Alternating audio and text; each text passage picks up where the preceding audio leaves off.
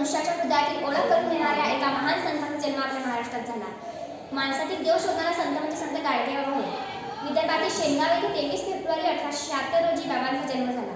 त्यावेळी आपल्या समाजावर अन्याय अत्याचाराचे डोंगर रचले जात होते. दुःखाच्या नद्या वाहत होत्या. मुक्या प्राण्यांची बळी दिली जात होते. रक्ताचे पाठ वाहत होते. माणसांचा चिखल होत होता. सावकार गरिबाच्या काळात फास अडकत होते. हे सारे काही बाबांनी जवळूनच पाहिले. त्यांना हे सहन झाले नाही. अखेर त्यांनी घराचा व संसाराचा त्याग केला व परिश्रमाचे व्रत स्वीकारले. सोडूनी सर्व घरदार तोडिले पाशे मायेचे, अनवानी फिरुनी पायी अश्रू पुसले बहुजनांचे, अरे अश्रू पुसले बहुजनांचे.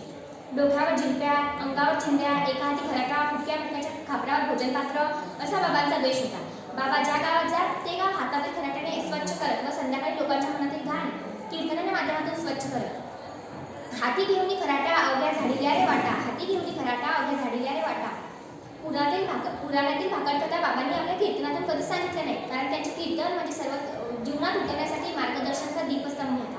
अळानी राहू नका, पोरांना शाळेत पाठवा, सावकाराचे कर्ज काढू नका, मुक्या प्राण्यांची बळी देऊ नका, दगडाच्या देवाची पूजा करू नका, कारण देव दगडात नाही, अरे देव तर माणसाच्या हृदयात आहे. हा बाबांचा उद्देश सामान्यांच्या जीवनाला दिशा देणारा होता.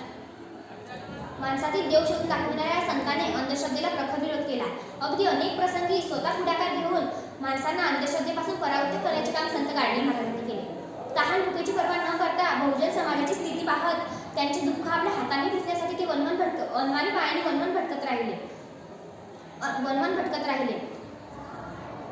हातातील गाडग्यामुळे लोक त्यांना गाडगेबाबा म्हणत, तर अंगावरील चिन्हांमुळे चिंदेबाबा म्हणत. पण खऱ्या अर्थाने ते होते रंजला गाजलेल्यांचे बाबा. संत गाडगेबाबाकडे पाहिले की संत तुकारामांच्या अभंगाची आठवण येते की जे का रंजले गाजले त्यांची म्हणे जपले, तोची साधी ओळखावा देव तेथीची जाणावा. जाताना शेवटी एवढेच बोलेल, अंधश्रद्धा, व्यासचिंता आणि ग्रामसफाई केली ना कधी आयुष्यभर तुम्ही पैशांची कमाई. साधं होते राहणीमान तुमचं, भाषाही अगदी साधी, जीवनामध्ये कोणाची अपेक्षा न केली कधी. झोपेतून उठल्यापासून झाडू घ्यायची हाती, कारण बाबा तुम्हाला गावाची सफाई करायची होती.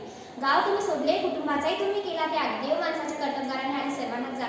खरंच सांगतो आम्ही, आताही आहे आम्हाला तुमची गरज. स्मरण तुमच्या मनापासून करतो. जयंती साजरी करतो. आज जयंती साजरी. धन्यवाद.